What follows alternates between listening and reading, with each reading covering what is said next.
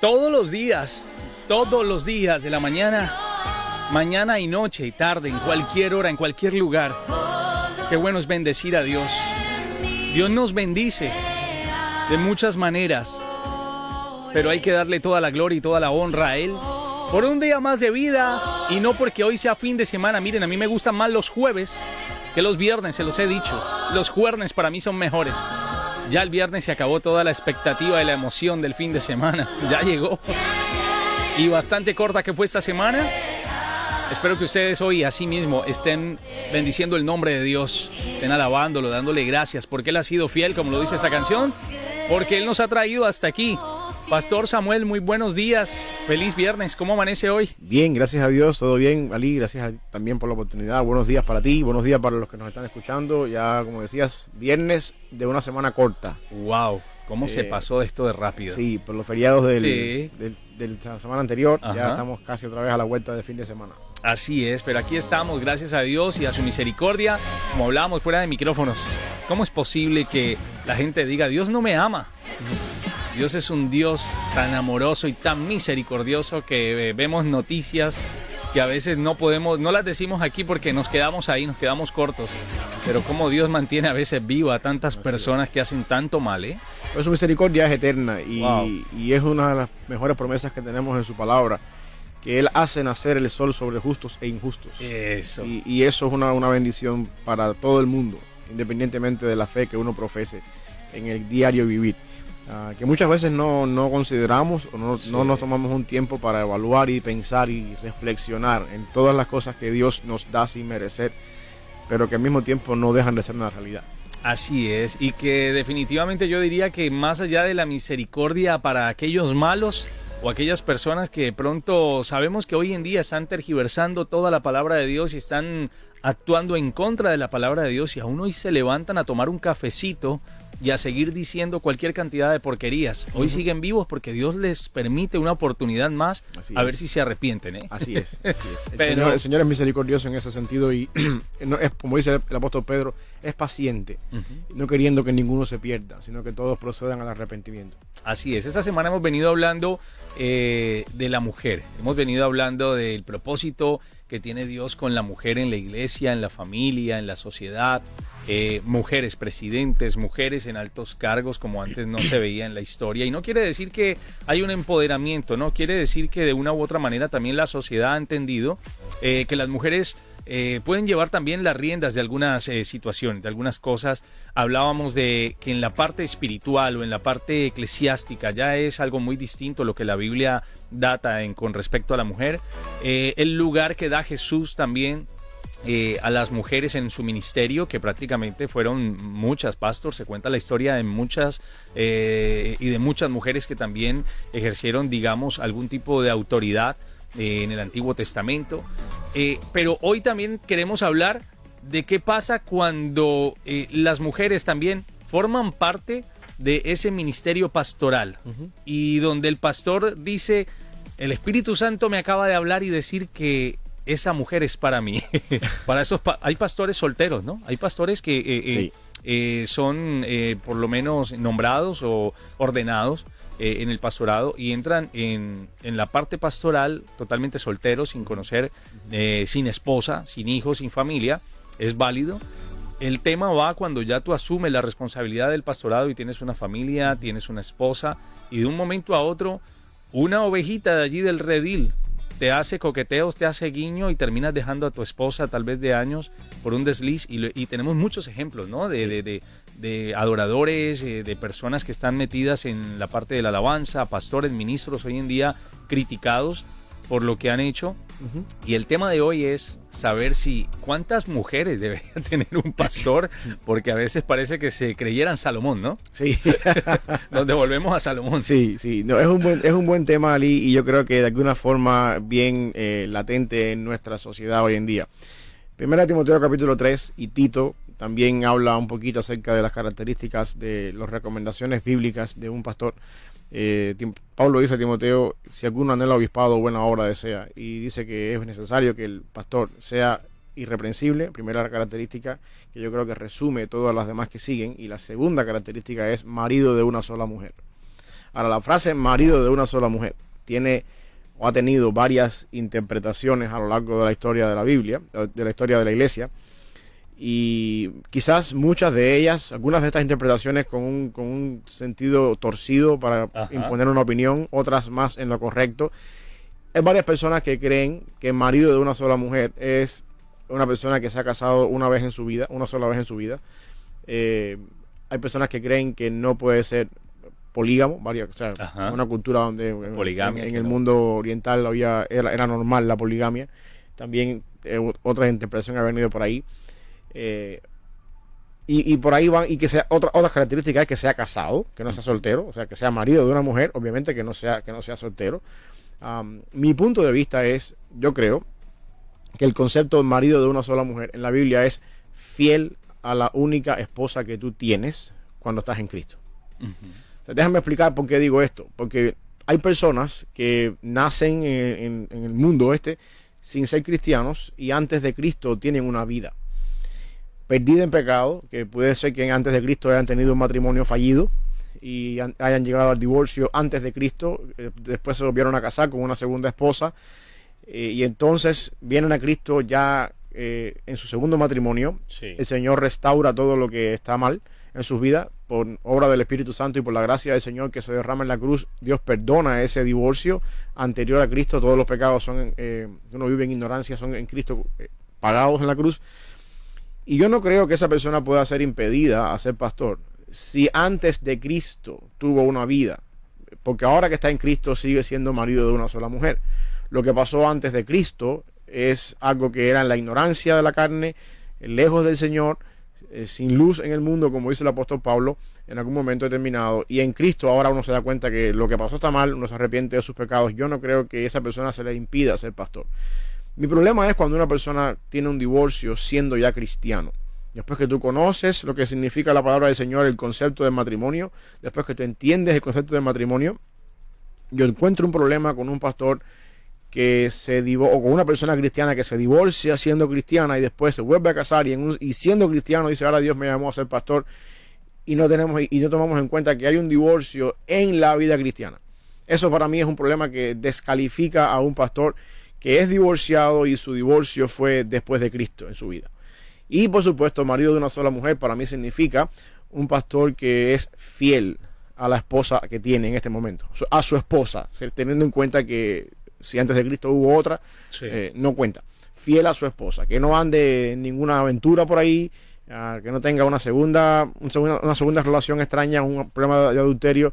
Marido de una sola mujer para mí significa fiel a su esposa, teniendo en cuenta que su esposa es la única persona que con la que tiene una vida sexual, una vida íntima, una vida matrimonial, no más nadie en la congregación o fuera de la congregación. Yo creo que esas son las características que Pablo está hablando en 1 Timoteo y en Tito cuando se refiere a la frase marido de una sola mujer. Que cuando y yo, Samuel García, cree también que cuando esas características no están en un pastor o una persona que quiera ser pastor, o se presentan en una persona que ya es pastor, descalifican a la persona para ser pastor. Pastor, hay un digamos, yo diría no un despertar, sería mala palabra, pero hay un aire en varias iglesias donde esto se viene presentando, ¿no? Se ve el líder que venía de pronto tal vez teniendo algún tipo de relación, terminan con esta y resulta casándose con aquella, pastores también fijándose incluso en muchas feligreses. Esto es algo que hoy en día lo vemos muy común dentro de muchas iglesias, y la gente de pronto respalda, que es en estos casos no entiendo cuál es su nivel crítico para decir yo respaldo a mi pastor y bueno, si se separó es hombre y como hombre tiene derecho a equivocarse y se equivocó de mujer. Han habido algunos comentarios y hay un caso bien especial en Perú, un pastor que pues prácticamente en estos momentos ha causado pues gran controversia, porque el hombre falleció su esposa, la que era su esposa, y al mes se estaba casando con otra persona de la iglesia, en la misma iglesia, y incluso prácticamente es una de las visualizaciones más vistas en TikTok. La han subido a TikTok porque las declaraciones de él son bastante de causar risa, ¿no? Y pues a la gente le causa asombro que un pastor después de un mes de fallecida su esposa, ya se esté casando nuevamente con otra. Y él prácticamente dice, se escucha en el TikTok cuando ya se está casando con otra persona, dice, y prometo serte fiel hasta que la muerte nos separe. Imágenes y declaraciones que causaron tamaña polémica al punto de que la mayoría asegura de que esta es la mejor prueba de que el pastor le haya sido o le haya venido siendo infiel a su esposa aún después de su muerte. Bueno, mira, después de la muerte, yo voy a tocar este caso en particular para agarrarme de la generalidad en el caso. Okay. La Biblia es clara que cuando uno de los dos de la pareja fallece por muerte natural, uno queda libre de volverse a casar. En ese sentido, hasta aquí, esta persona no está haciendo nada fuera de lo que dice la palabra del Señor. Ahora, mi punto es un mes. Un mes. Es que el título es Pastor se vuelve viral por despedir a su esposa fallecida, pero se casa con otra un mes después. Sí, un mes. Eso a mí se me hace. Sí, yo no conozco el caso, no sé exactamente por dónde viene la situación. Tampoco entiendo, no sé, pero a mí se me hace que un mes sí abre la puerta para pensar muchas cosas, para que las personas en la iglesia digan, hey, ¿en qué tiempo se conocieron? Diría una presentadora ya señora, ella ya de avanzada edad, muy graciosa ella y bastante polémica, que pase el desgraciado. Ese señor se llama John Aguayo y el 28 de diciembre del 2022, pero hasta ahora comienzan a salir este tipo de videos y se han vuelto virales, donde él después de estar llorando por la despedida de su esposa, al mes se está casando en la misma iglesia. Sí, ahí te dejas la puerta abierta para la imaginación, las personas que puedan abrir. Sí, porque de alguna manera u otra, mira, para llegar a un matrimonio, y nosotros que estamos casados, Ali, lo entendemos, ¿no? Hay un tiempo de conocer a la persona con la que uno está saliendo, como es lo que se llama en inglés el dating, el tiempo de salir, de conversar, citas, de saber el carácter. Eventualmente está el tiempo donde la persona llega al punto de, entender, esta persona puede ser mi compañera de vida, vamos a llegar a algo, la propuesta de matrimonio, la planificación de la boda y todas esas cosas así. Un mes para todo eso a mí se me hace un poco difícil. Por otro lado, vamos a suponer, es que el pastor ya conocía a esta persona porque era miembro de la iglesia. Igual, yo puedo conocer a muchas personas en mi ámbito de mi vida diaria, pero como personas, como una relación de pastor a miembro o compañeros de trabajo.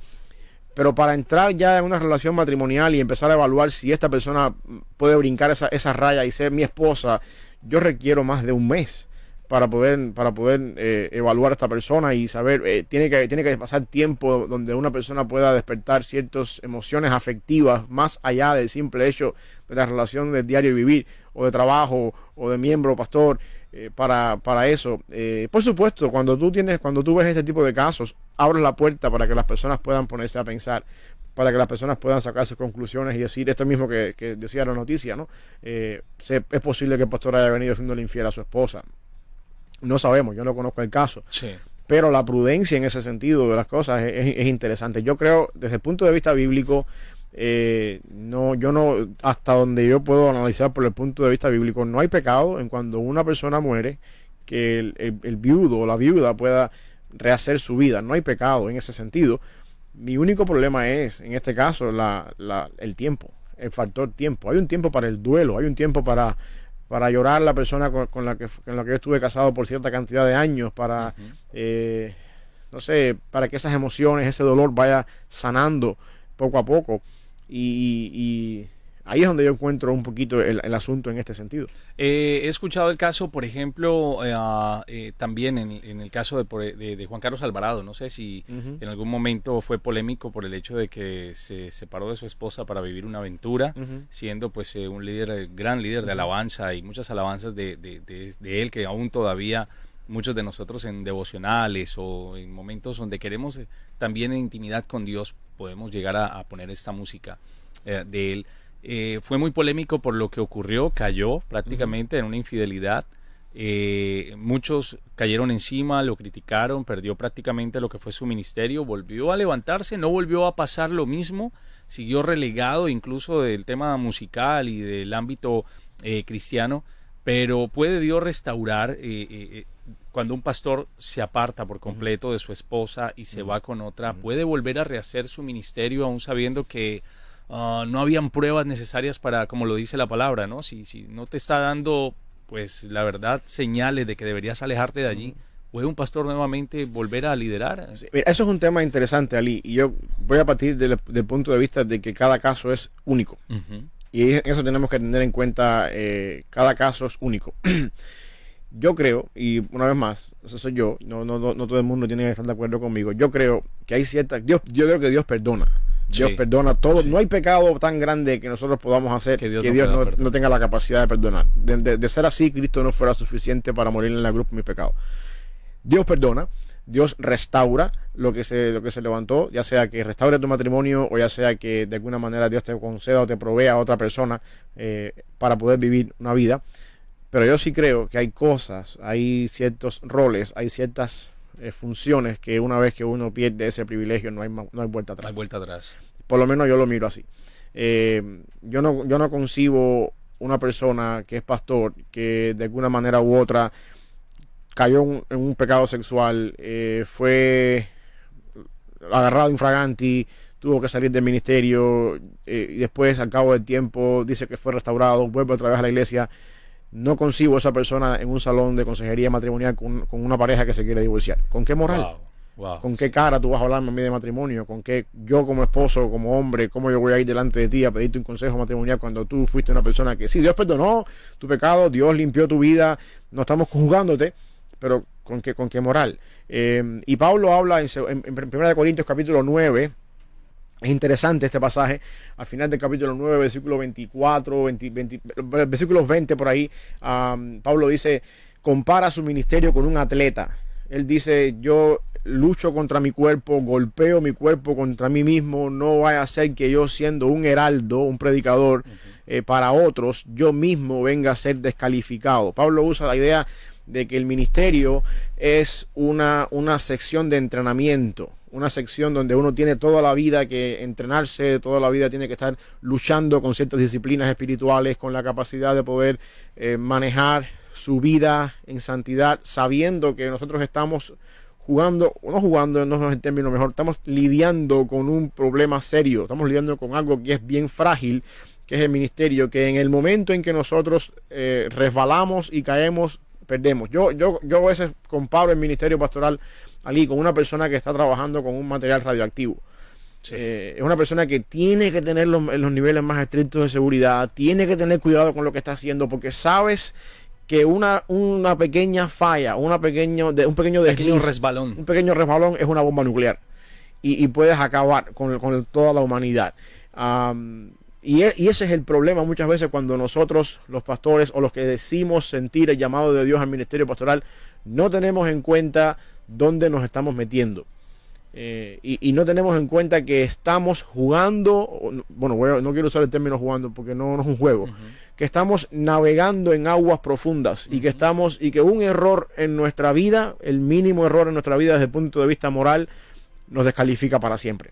Así es. Pastor, perdóname, y el hecho es de que el primer ejemplo que uno ve al llegar a una iglesia, sabemos que nuestro mayor ejemplo es Jesús, pero entendemos quién era Jesús, entendemos cuál fue su legado, qué tenemos que hacer para parecernos cada día más a Él, y es una tarea con la cual batallamos espiritualmente y carnalmente. Sí. Pero la primera persona que nos encontramos al cruzar las puertas de una iglesia y quien está llevando el mensaje es quien con quien de pronto es lo más cercano a lo que se puede identificar una persona y decir, wow, quisiera tener la sabiduría de este pastor, quisiera tener el ejemplo que da con su familia, y es ahí donde se cae, ¿no? Exacto. Ahí es donde se pierde la idea, y siempre van a hablar del pastor. Cristo lo dice, bienaventurados soy cuando por mi causa os vituperen y digan toda clase de mal contra vosotros, mintiendo.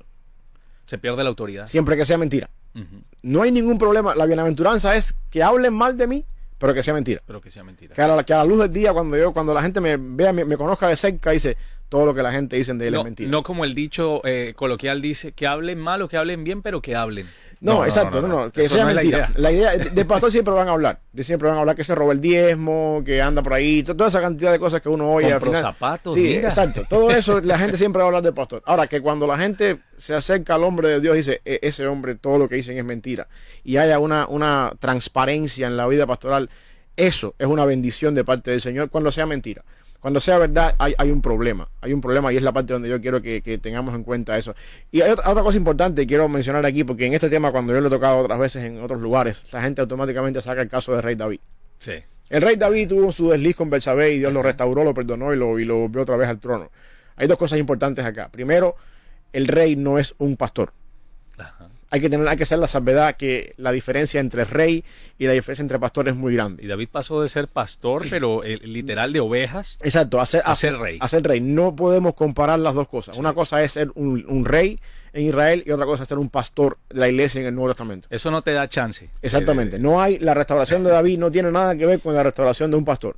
Eso es algo que tenemos que separar las dos funciones. Y por otro lado, si queremos tomar el caso de David, nos vamos a dar cuenta que la vida de David hay un antes y un después cuando Betsabé.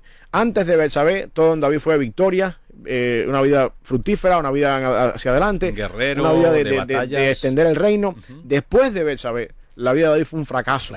Como tal. Hijos fajándose unos por otros, hijos matándose unos con otros. Hijos violando. Exactamente. El pasaje que hablábamos hablábamos antier acá de Amnón y Absalón, fajados por culpa de su hermana. Lo que David hizo en privado con Betsabé. Recayó sobre sus hijos. Después Absalón lo hizo en público en la azotea del palacio con sus concubinas y vemos tuvo que salir corriendo huyendo de su hijo Absalón.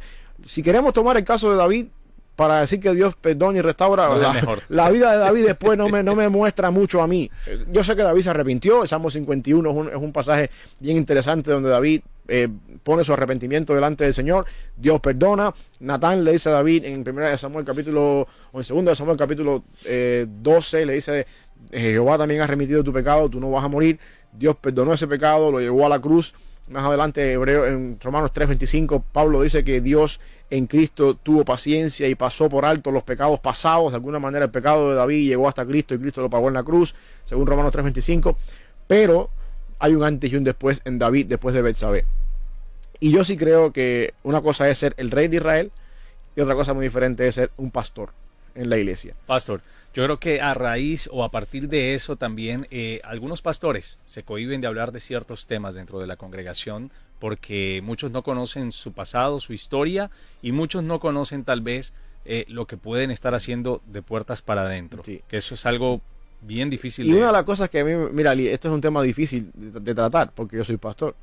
Una de las cosas que yo he oído y me han dicho cuando yo he puesto mi opinión delante de otras personas es: ten cuidado como te expresas porque mañana puede ser tú. Ajá. Y entonces mi punto de vista le dicen, aquel que se crea firme, mire que no caiga. Exactamente, mi punto de vista es el siguiente: yo sé de lo que estoy hablando y yo sé las implicaciones de lo que estoy diciendo. Dios nos libre el día de mañana de caer en un pecado así, pero mi punto es el siguiente: el hecho de que mañana me pueda ocurrir a mí no quiere decir que yo no tengo que decir lo que está bien, ni lo que está mal. Al contrario, el hecho de que mañana me pueda ocurrir a mí debe ser una señal que me mantenga a mí al tanto. Cuidado hasta dónde llegas con una mujer que no es tu esposa. Cuidado con tomar ciertas medidas para protegerte tú mismo. Cuidado con estar siempre respondiéndole a las mismas hermanitas y corriendo cada vez que esas hermanitas te llaman. Exacto, cuidado, ten cuidado de alguna manera u otra, porque la persona que está el pastor está, yo diría, siempre bajo la tentación de ese tipo de ataques de Satanás. ¿Por qué razón? Porque es la persona que se para en el púlpito, es la persona que habla de la palabra del Señor, es la persona que la iglesia va a buscar cuando tiene un problema, es la persona que las mujeres van a buscar cuando tienen un problema matrimonial y uno tiene que tener cuidado. Por eso yo digo, nosotros estamos, como decimos, estamos navegando o sumergiéndonos en aguas profundas, donde, como hacen los que hacen buceo a pulmón libre, donde allá abajo un error te cuesta la vida. No puedes volver a subir. Exactamente, tenemos que tener cuidado. Yo no puedo dejar de tocar estos temas. Yo no puedo como pastor decir, mejor no hablo de eso, porque el día de mañana si me pasa a mí, entonces me van a tirar las piedras y van a decir, mira, el que decía por la radio que ahora los pastores no pueden, mira dónde cayó. Una cosa no quita la otra.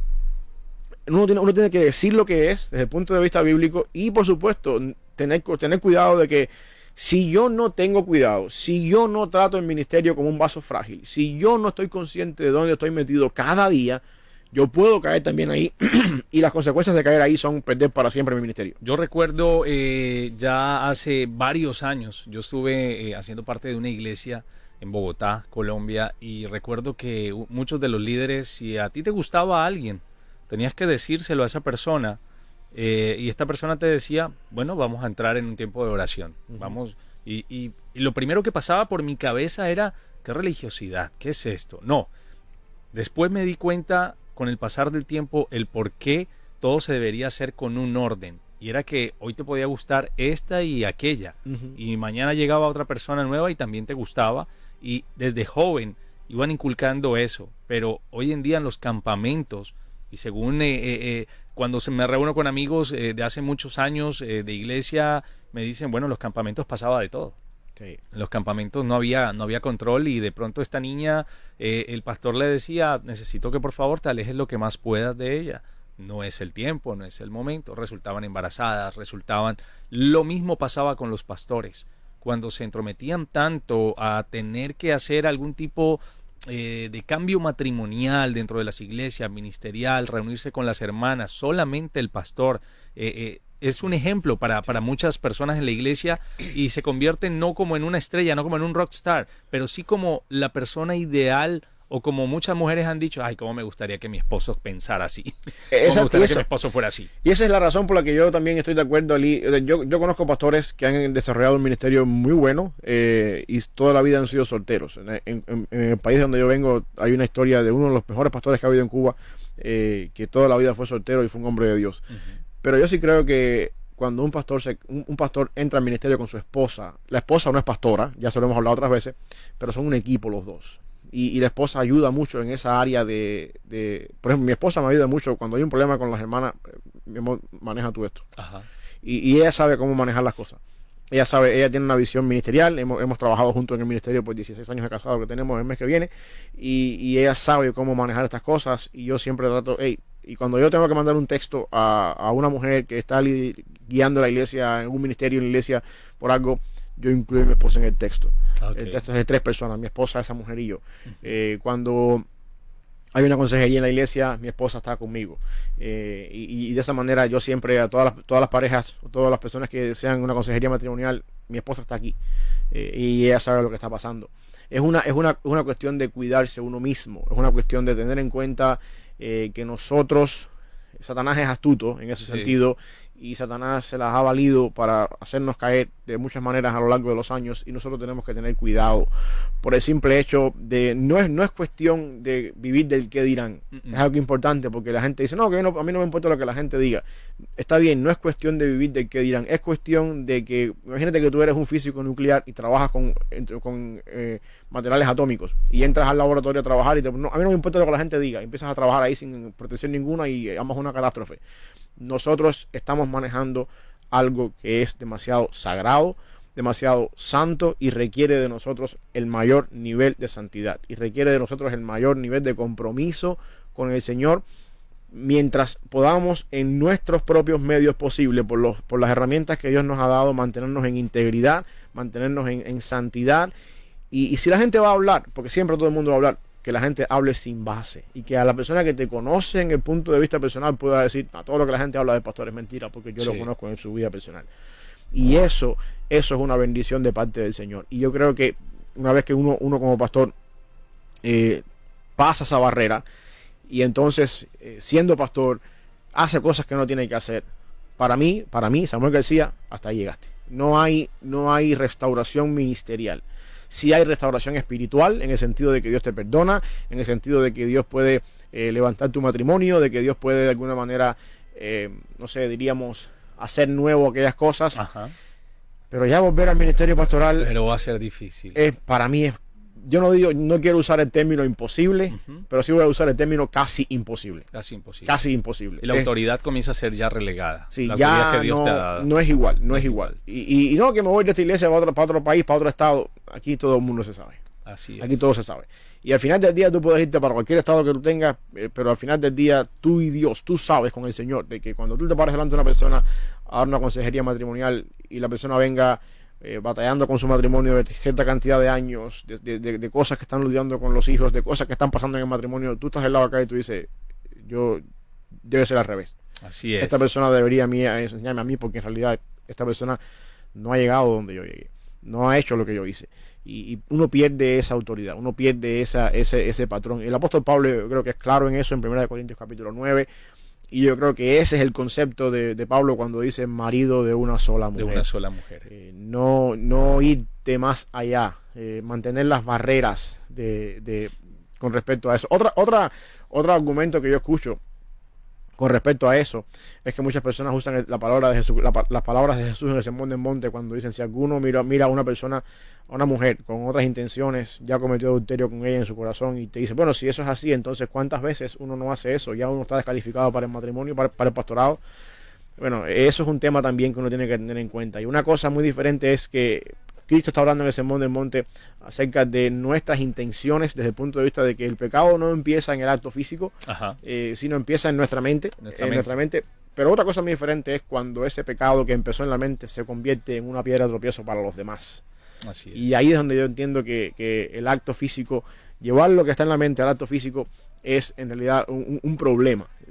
La idea es que parte desde el principio de que el ministerio es algo sagrado y requiere, por lo tanto, nuestra mejor dedicación, nuestra mejor santidad, nuestra mejor integridad, y no justificar la restauración del ministerio o la restauración de la vida pastoral con otros pasajes, sacándolos un poquito de su contexto y de la intención original por la que el apóstol Pablo o mismo Jesucristo las está diciendo.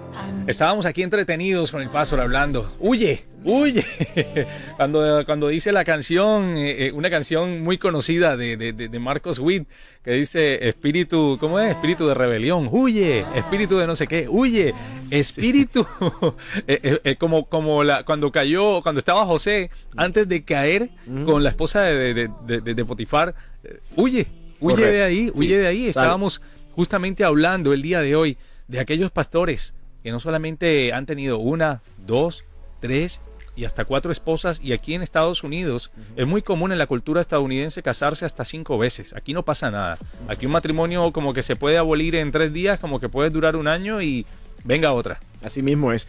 Y la cuestión está en que uno tiene que tener en cuenta el concepto de la responsabilidad de lo que implica el ministerio pastoral. ¿A dónde nos estamos metiendo?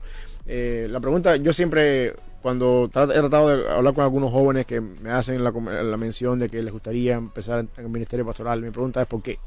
¿Por qué tú quieres ser pastor? Porque quieres ser el centro de atención. Exacto. ¿Por qué tú quieres ser pastor? ¿Quieres Yo ponerte siempre digo, corbata? si tú encuentras algo en tu vida que te satisfaga más que el ministerio pastoral, hazlo. El ministerio pastoral es difícil. El ser pastor no es el lugar para hacer dinero, no es el lugar para hacer negocio, y no es el tipo de carrera donde tú vas a vivir una vida tranquila. No lo es. Lidiar con las ovejas cuesta trabajo. Es difícil lo que voy a decir, pero lidiar con las personas cuesta trabajo. Y al mismo tiempo, aparte de que cuesta trabajo, demanda una responsabilidad muy grande de parte de uno como pastor, y al mismo tiempo responsabilidad con el Señor que nos ha llamado a esta función pastoral. Por eso es que yo creo que una de las cosas que ayuda, ¿no?, en este sentido es, como tú decías ahora cuando entramos a la pausa, corre. El Espíritu Santo nos da a nosotros ciertas señales, ciertas alertas cuando las cosas están saliéndose de control, que uno puede decir, hey, aquí están llamando a la conciencia. Corre. Otra cosa importante también que me ha ayudado, que yo tengo en mi vida, y no es un secreto, es la oportunidad de rendir cuentas. Alguien que te pueda llamar por teléfono, alguien que te pueda decir, ¿qué pasó aquí? ¿Qué estás haciendo hasta ahora de la noche en un teléfono? Hay un software que yo tengo instalado en todos mis dispositivos en casa, que convierte los dispositivos con una especie de VPN y se filtra todo lo que uno hace en sus teléfonos, en su computadora y todo. Y yo tengo una persona en mi vida personal que tiene acceso a eso.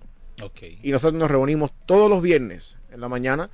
Después que terminemos aquí me reúno con él, y él revisa conmigo, esta semana hiciste esto y esto y esto, pasaste tanto tiempo en Facebook, ¿qué está pasando con tu vida? ¿Cómo va tu vida? Y yo le he dado confianza a esa persona para que revise todo lo que yo hago en mi teléfono. Mi vida personal no es tan privada como tal. Yo sé que eso quizás requiere un poquito más de confianza con una persona, sí, pero yo me siento seguro en saber que el día de mañana el pastor anda en algo por internet chateando. No, yo tengo una persona que puede dar prueba de que eso no es verdad. Yo te decía antes de entrar a la pausa, también hablando un poquito sobre ese tema. Si usted quiere saber cómo es su pastor, después de dejar la iglesia, pregúntele a la esposa del pastor. Si usted quiere saber mayor profundidad o a mayor profundidad, que el pastor ponga en un videobin sus conversaciones de la semana. Así es. Dentro de un chat, porque es que una cosa es lo que pueda proyectar esa persona o lo que pueda hacer, y otra cosa es tener la confianza de poder decir, pueden escudriñar mi vida tal cual como la escudriña el Señor. El tema es de que a veces la gente le tiene más miedo al qué dirán que a lo que tú decías, la responsabilidad de asumir un pastorado y saber que le tienes que rendir cuentas en algún momento por esos chats, por esas miraditas con la hermana, por esas cositas que estás haciendo como por la lateral, hablando de fútbol, sí. Y te estás saliendo por la tangente. Sí. Y es un peligro porque Satanás, si Satanás logra desacreditar a un pastor, a una persona que se para semana tras semana detrás de un púlpito a hablar la palabra del Señor, a instruir a la iglesia con respecto a la palabra del Señor, y a quien la iglesia ve como, oh, este es un hombre de Dios, este es un hombre conocedor de la palabra, este es un hombre a quien yo puedo pedirle un consejo cuando estoy pasando por algún momento en mi vida. Si Satanás logra desacreditar a esa persona, él de alguna manera ganó cierta batalla en contra del evangelio. Y esa es la parte donde yo digo, nosotros somos llamados por Dios a una buena obra, según Pablo a Timoteo, buena obra desea, pero esa obra requiere irreprensibilidad, en el sentido de que nadie nos pueda decir, oh, sí, independientemente de que el pastor es un ser humano, de que no es perfecto, de que comete errores, de que de alguna manera a veces se responde en el enojo, a veces hace cosas que todo el mundo hace, pero independientemente de eso, es un hombre de Dios, y lo que dice detrás del púlpito es un reflejo de su vida cuando no está en el púlpito. Así es. Y eso, Ali, es lo que nos da a nosotros como pastores la autoridad, el aquello de poder decir el día de mañana, por ahí no es, vas por el mal camino. Esa es la forma en la que uno puede pararse detrás del púlpito y decir, la palabra del Señor dice, y abrir la palabra del Señor con toda autoridad, con toda libertad, sabiendo que a lo mejor a alguna persona no le puede gustar lo que tú estás diciendo, no le puede caer bien, puede que esté en desacuerdo contigo desde el punto de vista teológico o bíblico, pero al final de todo, la persona puede decir, la vida de ese hombre refleja lo que está diciendo. Ahí entramos al punto, y ya concluyendo, pastor, entramos al punto del por qué muchas personas hoy en día no creen en la iglesia, no creen en que es lo que está diciendo ese pastor allí, porque su vida refleja totalmente lo contrario, y a veces hace falta de esos hermanos o de esa gente que está más cercana al pastorado, de esos diáconos, de esa secretaria, de ese administrador, el tesorero, de poderle decir al pastor, eso que estás haciendo está mal, tener la autoridad, sí. y cuando la tienes o cuando lo haces, te ganas de enemigo, y nadie sabe por qué salió fulanita y fulanito de la iglesia, pero nadie se pregunta en realidad si estaban tan cercanos a ese pastor, ¿qué está haciendo? ¿Qué estaban haciendo? Y es bíblico, yo estoy de acuerdo con eso, y yo lo valoro, lo celebro y lo predico. Pastores, tengan un equipo de trabajo. Yo siempre lo he dicho, otras veces lo hemos hablado acá, para mí son los diáconos. Tengan un equipo de trabajo con toda seguridad, con quienes ustedes se puedan reunir regularmente, una vez al mes, no sé, y puedan decirle esto, y ten tú también toda la libertad y toda la humildad, es la palabra más adecuada aquí, humildad, de recibir el feedback de esas personas. Pastor, lo que usted hizo ayer no sirvió, por esto. Y a esa hora, escucha 2 veces antes de hablar lo que vas a decir, y entiende que la crítica está viniendo de una persona que te ama, que te está ayudando, que quiere verte. El buen amigo dice las cosas en la cara. Exactamente, que quiere verte progresar, que quiere verte subir, que quiere verte madurar, que no quiere verte caer, que está viendo cosas que tú no estás viendo. Y ten la suficiente valentía para decir, hermano, tienes razón, vamos a orar por eso, ayúdame en ese sentido. Así es. De eso se trata la vida pastoral. Y por otro lado, viendo el punto partido otra vez, para cerrar un poquito lo que estamos hablando el día de hoy, si tú eres una persona que eres cristiano y en Cristo tuviste un divorcio, yo creo, Samuel García cree que el pastorado no es para ti. Si tú eres pastor y siendo pastor dejaste a tu esposa por alguna razón u otra, yo creo que ya se te acabó el pastorado para ti. Si tú eres pastor y tu esposa te dejó a ti siendo tú la víctima, yo creo, Samuel García cree, y esto quizás lo podemos dejar en pendiente para otro tema, Samuel García cree que también tú eres responsable de alguna manera aunque te haya dejado ella. Porque de alguna forma u otra el matrimonio son 2 personas, y para que una persona se vaya del hogar algo tuvo que haber pasado, algún descuido tiene que haber, y en ese sentido yo creo que Pablo es claro cuando dice que uno puede ser heraldo para otros y al mismo tiempo encontrarse descalificado uno mismo. Y yo creo que un divorcio en el pastorado o en el cristianismo antes de ser pastor descalifica a una persona para ser pastor. La única, para mí, el término marido de una sola mujer, en el apóstol, según el apóstol Pablo en 1 Timoteo 3, implica un pastor que es fiel a la esposa que tiene después que vino a Cristo. Diciendo eso, si antes de Cristo la persona vivía en ignorancia, pero si lo ideal es fiel a su esposa sin ninguna otra mujer teniendo relaciones privadas o sentimentales aparte de su esposa. Si esa característica no está vigente en tu vida, yo lo siento, mi hermano, dedícate a otra cosa, pero el pastorado no es para ti. Por aquí me dicen, yo por decirle en la cara a un pastor lo que decía, terminé siendo la mala, y además me negó todo mientras le decía que lo que estaba haciendo mal, y su actitud fue siempre sacando una excusa o una respuesta para todo lo que yo le estaba diciendo. Yo era la secretaria y me di cuenta de muchas cosas. Ahí está. Hay dos cosas aquí. Yo voy a usando ese tema. Pastores, tenemos que tener la humildad de recibir el feedback. Y de recibir y de pensar lo que nos están diciendo, procesar lo que nos están diciendo. Si eso viene del Espíritu Santo, el Espíritu Santo va a crear convicción en mi vida y me va a hacer entender esas cosas. Esa es una. Y la otra cosa es para la persona que va a enfrentar al pastor para decirle al pastor algo que está mal. Tampoco es este pastor predicando en el púlpito, voy a pararme en medio del culto y decir, pastor, usted, no, hay un momento, pastor, yo quiero hablar con hay usted, momento para todo. Quiero que nos sentemos a conversar y en privado, hay que ser sabios, exactamente, con sabiduría, con prudencia, llegar a esa conversación. Yo creo que hay por los dos lados. No es que me paré en el púlpito en un ataque de enojo y le dije, pastor, 40 cosas adelante a toda la iglesia. Esa no es la manera tampoco. Así es. Y tampoco es la manera cuando se hace correctamente que el pastor se monte en su arrogancia, decir que me tiene que enseñar a mí esta mujer o este hombre que nunca en su vida se ha leído la Biblia o que no tiene nunca ha estado en un grupo un seminario y yo sé más que él, y entonces voy a tomar las cosas con arrogancia y con prepotencia y lo voy a quitar de los cargos que tiene y lo voy a echar a un lado porque me está creando un problema en la iglesia, y entonces estoy cerrando la puerta a una posibilidad de, como dicen en inglés, accountability, de tener ese sentido de rendir cuentas a una persona que me puede ayudar, que Dios puede usar para eso. Porque bíblicamente hablando, la enseñanza y el acercarnos más a Jesucristo y permanecernos en el camino correcto es el resultado de la enseñanza, la reprobación, la exhortación y el rebuke, decían en inglés, o sea, la corrección. La corrección. Y eso es parte de la vida cristiana, que un pastor, cuando está por encima, siendo la autoridad que enseña y predica en la iglesia, se pone por encima de toda la congregación y es la persona que hace eso, enseña, exhorta, reprende a la congregación. La pregunta es, ¿quién te lo hace a ti como pastor? Y si tú no tienes ¿a quién le rindes cuentas aquí, en este plano? Porque hay unos que dicen, yo le rindo cuentas a Dios. No, exacto. Pero si tú no tienes la humildad para recibir de parte de las personas que tú mismo en algún momento determinado desde el púlpito enseñas y exhortas y reprendes, si tú no tienes la humildad para de ellos recibir una crítica o recibir un consejo de algo negativo que has hecho que ellos están mirando, entonces el problema es tuyo. El problema es tuyo. Porque así mismo como Dios te usa a ti y para abrir la Biblia y pararte en el púlpito y enseñar y corregir y moldear la vida de tu congregación a la imagen de Cristo, entiende que el mismo espíritu que te usa a ti puede también usarlos a ellos para moldear tu propia vida.